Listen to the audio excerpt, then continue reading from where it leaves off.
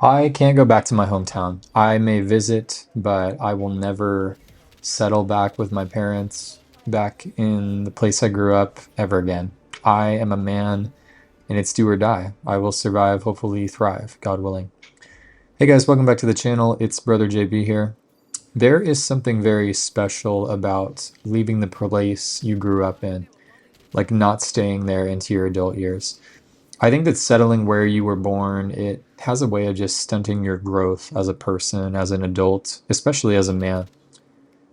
For young women, I think, who are like in their 20s, maybe up to like 25, single, unmarried yet, it might make sense for them to kind of stay with their parents, be under the guidance of her father still, still during those early years until she hopefully gets married to a good man. That makes sense.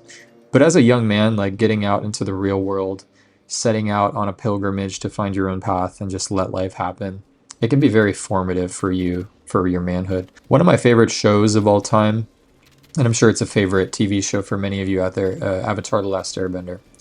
That show has some of the best written characters of all time, and in particular with what I'm talking about here, like that archetype of, the man who leaves home and is trying to find his place in the world. There are multiple characters in the show like that. There's Aang, who, at 12 years old, is kind of forced to grow up early when the Fire Nation is on the brink of taking over the world. His family, entire nation, the Air Nation, the monks, they're wiped out by the Fire Nation 100 years earlier. He wakes up from the iceberg 100 years later in a brand new world, and it's a rude awakening, a real world that he's in. Like, imagine being 12 and being forced to grow up. Everything you know has changed. The world is vastly different. Then there's another character like Sokka who, also has been affected by the war. His mother killed by the Fire Nation. Father is kind of forced to go fight in the war, leaving him basically in charge of the South Pole as a teenager. He has to take up leadership at a young age as well. And yeah, he has to be a man at such a young age. His whole thing is trying to, like, impress his father. He can't wait to see his father again and become a warrior and show his father like who he's become. And on the other side, you also have Zuko, another favorite character. He's also been affected by the war in insane, like, mental ways, and also physical ways with like his father's kind of abuse.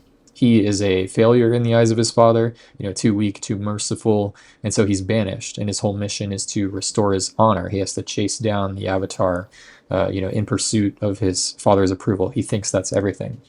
Now, all of those characters in common, it's young men who are leaving their homes, whether they're forced to or not, obligated or not, regardless. They travel the world, and in the end, it was for their own good. In Aang's case, it's to become a fully realized avatar, master the four elements. For Sokka, really, it was to become a warrior and a leader, and also to assist Aang's mission. Zuko's direction was very dynamic, and his identity was kind of all over the place for the different seasons. First it was hunting down the Avatar, then it was finding out his identity in season two and what he really wanted. Eventually, it was getting his father's approval back, but then realizing he didn't really want that, and then turning against his father, and then turning to the good guy's side and helping Aang win the war in the end. All of them had their different identity crises and quests to grow as men in the realm of leadership, power, wisdom, responsibility. And sometimes it took mentors. Zuko obviously had Iroh. Aang had his past lives. Sokka had, the swordsman, the mechanist, his dad at some points, and other people. Now, all that to say, like, the main point of this video is something happens when you step out of that comfort zone, your hometown. Some of us may be forced to by circumstances out of our control. Others of us choose to. And I think it's to our benefit that we leave. You will become a man. You will master certain skills. You will learn your identity. You'll stop giving a care about other people's expectations for you. You're just unapologetically the person God has called you to be. When you live with your parents, you're inevitably going to be shaped into more of a person who they want you to be, for better or for worse. I left home when I was 17, and more fully when I was 19. I'm originally from Pennsylvania, kind of the suburbs of Pittsburgh, southwestern PA. And when I'm 17, I moved across the country to Southern California for college. It's not like I hated home at the time, but I definitely wanted a bit more freedom by the time I was 17, and I wanted something different than just living with my parents. I definitely don't recommend college for everyone these days. I would say it is a scam most of the time, and be sure that you pursue a useful degree if that is something that you want to get yourself involved in. And I do think student loan debt is very crippling for most people. Um, but yeah, my mother was so insistent on college being necessary for me because, I was very uh, intelligent academically. And so I guess by going to some kind of college, I checked the box for her. But yeah, I ended up going to Bible college at Southern California because that's kind of what I was interested in at the time. I was very involved at church. I had a lot of interest in also like science and history, and I wanted to learn uh, how the Bible kind of fit in with history and science and philosophy. So kind of a useless degree from like a practical perspective, but I would say college helped me to learn a lot, just like about adult life, like the experience of living with roommates, and on my own, having to fend for myself as far as like money is concerned, stuff like that. Like it was good for me, and the college experience I had was generally good. The friends I made, the networking from college, it has paid dividends later down the line for sure. But I don't recommend college for everyone. My parents paid for most of it, tuition. It was very cheap tuition. It was an unaccredited school and everything at the time. But yeah, for my bachelor's later on, which I did online, I paid for that. So, and at that point, like when I was doing my bachelor's online, the college I went to, I was working there. And so I finished my degree online. Having a bachelor's is nice, regardless of whatever the major is, but honestly not required in today's job market. But yeah, most places are going to value experience over college degrees. But yeah, that was kind of the gateway for me to leave my hometown and also just the nest of my parents' home. Having roommates in college and after, and eventually living alone, I think it has allowed me to grow up in ways that other friends I have not been able to. There are people I know, like where I live now, who are 25, 30 even, and like still live at home. And I get it, it is expensive out here. They want to save money, or maybe they still haven't really got their career started off, so I understand like having to live with your parents in California, but like it's just not a long-term plan that I would want to be involved in. You need to learn how to make choices for yourself and bear larger responsibilities that come with adulthood, like paying rent, things like that.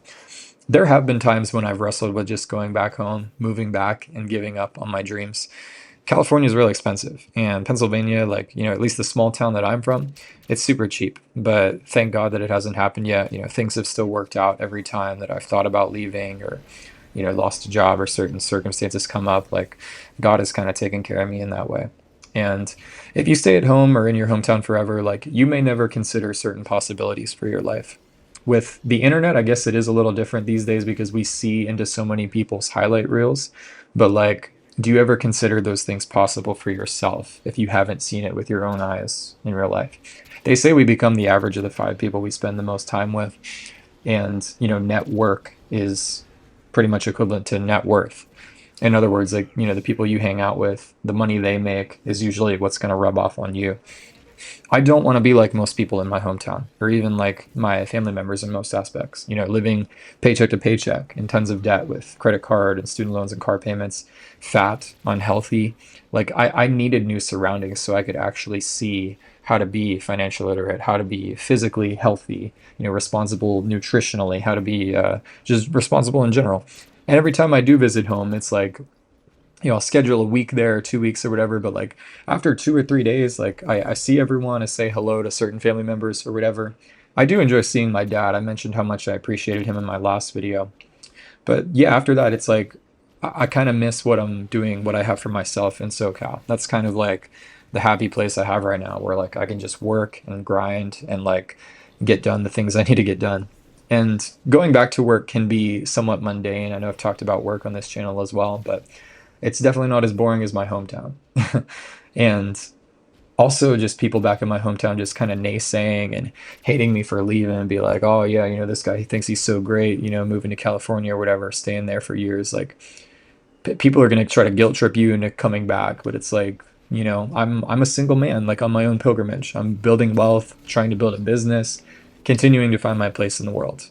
And I don't think it's in Southern California long term because, I would definitely disagree with some of the politics here and just, people in general. And so, yeah, I do want to get out, but my time here has been good and it's been useful. I know I've complained a little bit about work and just the job market and life as a millennial a bit. or maybe it may seem that way from how I've presented certain things in my previous videos, but when it comes to how like I really feel overall where I'm at in life, where I live, like I love my life. It's been very enjoyable. It feels like I've been on vacation ever since I've been in college in a way. A few years ago, it did get dark, and I would have told you like I was super depressed. That was around COVID, so I mean everyone was kind of down during that time. And I would have told you that I hated my life and would have been happy if things just all ended. But I think now these last couple of years, like I just have a newfound appreciation and an optimism about the future.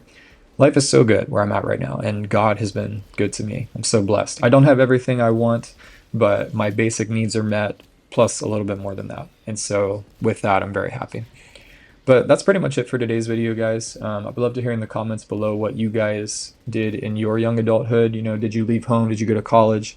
Did you venture out? Maybe you didn't move across the country or the world like I did, but what did you learn along the way, either way? And do you think it was good for you after everything's said and done? Like and subscribe for more. Till next time, peace.